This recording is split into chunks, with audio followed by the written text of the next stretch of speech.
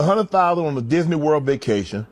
Goddamn, why you embarrass me? You Flying private. Goddamn. Shut down the whole park. I ain't shut the whole park down. And that wasn't even your lady. Nah, I didn't shut the park down. I just She better gave you buns for like a year straight.